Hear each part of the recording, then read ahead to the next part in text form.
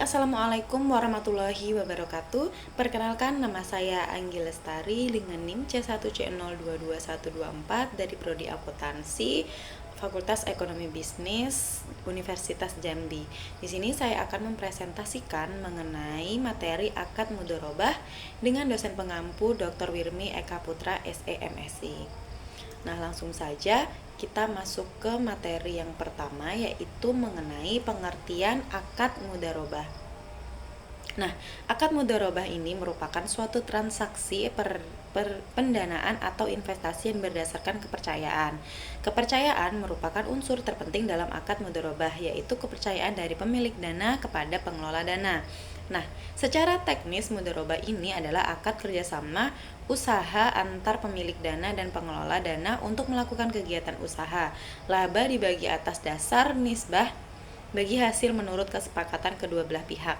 Nah, sedangkan bila terjadi kerugian akan ditanggung oleh si pemilik dana kecuali disebabkan oleh misconduct, negligence atau violation dari pengelola dana itu sendiri.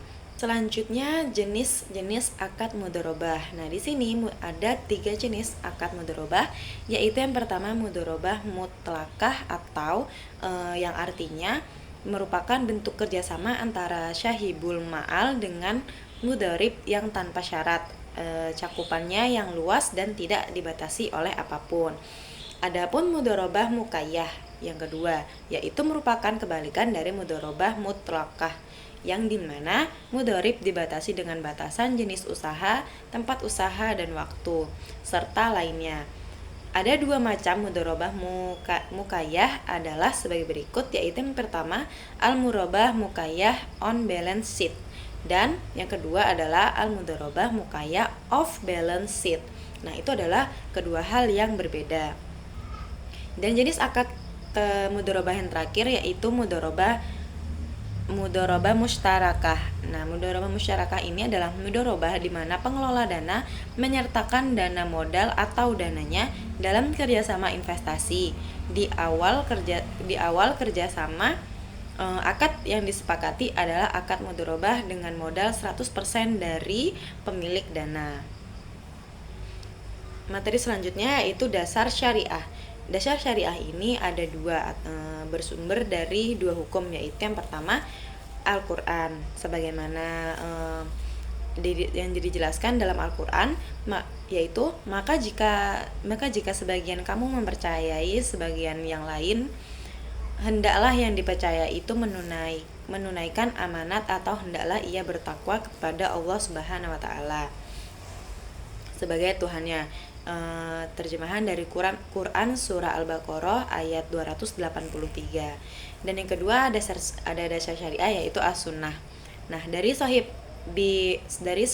bin Su'aib bahwa Rasulullah SAW bersabda, 3 hal yang di dalamnya terdapat keberkatan, jual beli secara tangguh, mudharabah, dan mencampur adukkan dengan tepung untuk keperluan rumah, bukan untuk dijual. Prinsip pembagian hasil usaha.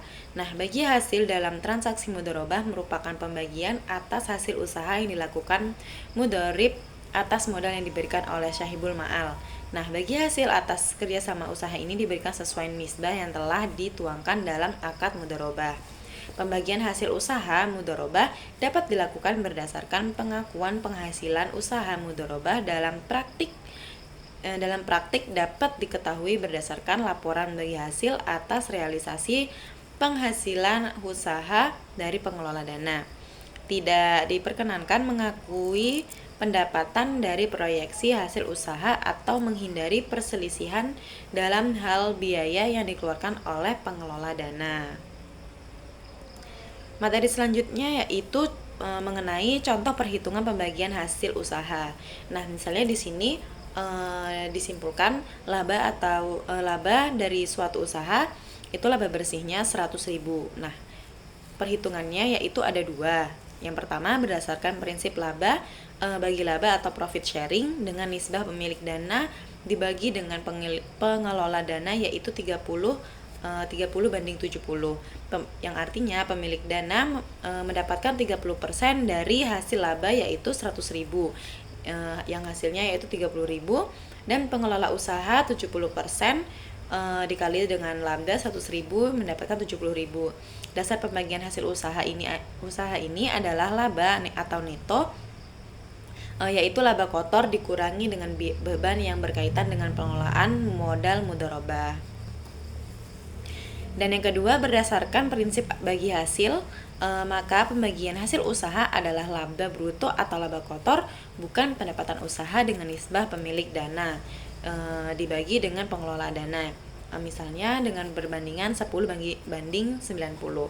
Nah, di sini maksudnya adalah ada keterkaitannya dengan bank syariah. Nah, bank syariah mendapatkan 10% dari 350.000 sama dengan 35.000, dan pengelola 90% dari 350.000 yaitu 315. Nah, 350.000 itu adalah laba kotornya. Yang laba bersihnya adalah 100.000. Nah, jika akad mudharabah ini melebihi satu periode, pelaporan atau penghasilan usaha diakui dalam periode terjadinya hak bagi hasil sesuai nisbah yang telah disepakati.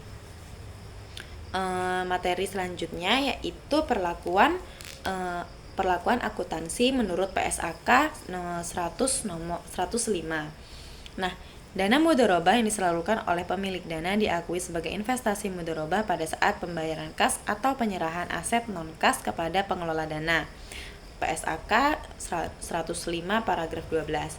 Nah, pengukuran investasi mudharabah adalah sebagai berikut, yaitu investasi mudharabah dalam bentuk kas diukur sebesar jumlah yang dibayarkan investasi mudharabah dalam bentuk aset non-kas diukur sebesar nilai wajar aset non-kas pada saat penyerahan.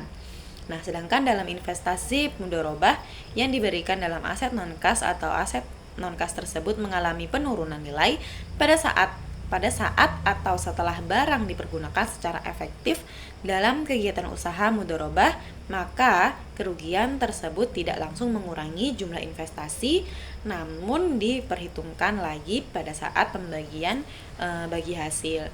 Dan masih banyak lagi pelakuan akuntansi menurut PSAK nomor 105 yang tidak dimasukkan ke dalam PPT. Baiklah teman-teman, terima kasih yang bagi yang telah menyimak presentasi saya pada hari ini. Kurang dan lebihnya saya mohon maaf. Saya akhiri, wabillahi taufik wal hidayah. Wassalamualaikum warahmatullahi wabarakatuh.